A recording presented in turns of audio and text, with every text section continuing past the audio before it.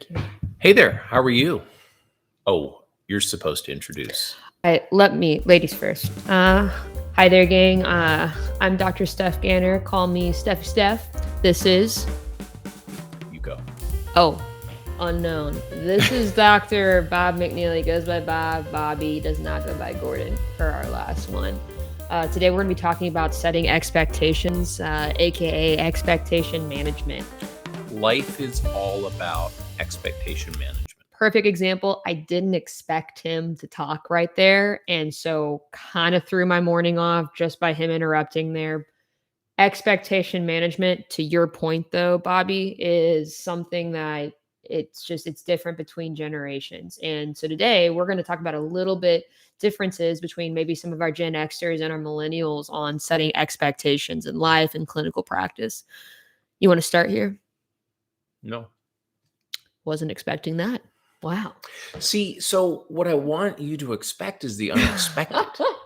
Have you ever met a millennial? That's We expect Starbucks to be customized and ready to go. So you're not wrong. And I think because we're between two teeth and we're obviously talking about the dental profession, but obviously it carries forward in life, that's what it's about. And I hate to bring up the fact that I'm on the state board, obviously. Now, you're on the state? Like, is it a state board of veterinary medicine? No, okay, of dentistry. That makes sense. Dentistry. Okay. It's between two teeth. I knew you liked dogs. A lot of challenges that we see is when expectations are set inappropriately and then they're not met. There was a case, the general details. We've got a general dentist, an orthodontist, and an oral maxillofacial surgeon working on a complex issue with a patient. Some teeth were missing, maybe site number 5 and 6. The bone was heavily deficient, and the patient didn't want to go with a more expensive type of bone grafting to get the ridge where it needed to be. Sure.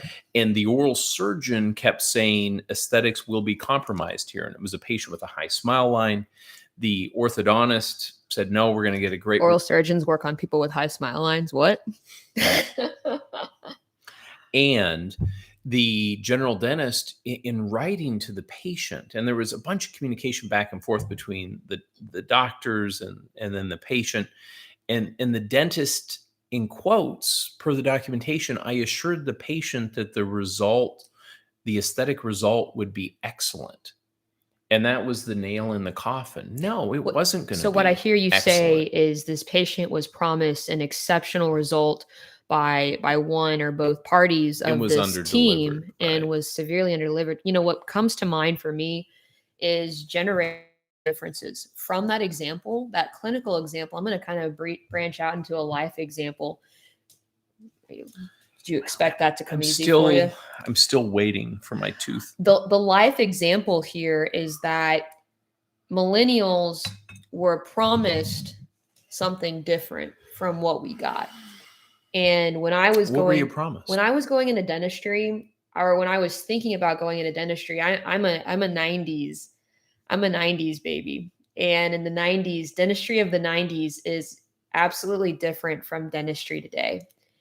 And so you have us, we're students, and we've gone through this grueling process of college and dental school. We've all done that. And now, but here's the difference, is the expectation on when you get out. What is it like?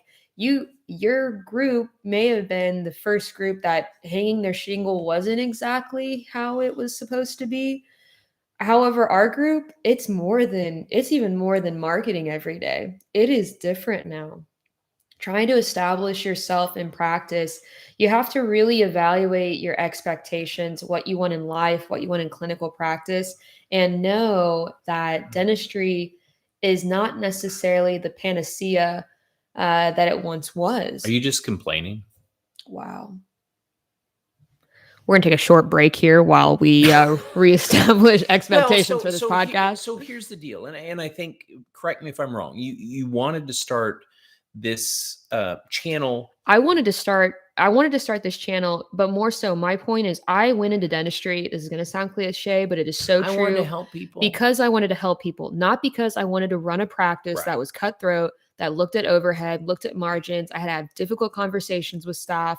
I'm a nice person in nature, and I want to help people, and I want things to be rosy and perfect, like my whole life has been. And guess what? I That's get not the out, way it I goes. got a residency, and there is nothing, no offense, there is nothing perfect about it. And, Life is messy, practice is messy. I think yes. perhaps part of our goal here is to help people on their adventure, perhaps help people to know that you can fail in a really big way So that was one of my first failures, was my and still expectation be management. I'm gonna successful. cut you off right there. This is my time. Uh, this is part of the expectation management. This is my big first failure, was my expectations for life were incongruent with what the reality was. And I was setting myself up for more failure if I didn't lean in to that lesson. Your expectations have to be different. That doesn't mean you Right. cannot chase your goals. That doesn't mean you can't be successful, but the expectations have got to change with what is going on around you. And you will fail. You will fail in clinical dentistry. You will have personal failures. What's your biggest failure? Hmm. I've had so many, it's kind of hard to pick one. Pick one of your top 5 most impactful failures. Uh, Probably when I didn't get into dental school in Canada. I grew up in Canada, He's a Canadian. loved the metric system, and I had a decision to make whether to leave my home country and go on an adventure that was scary.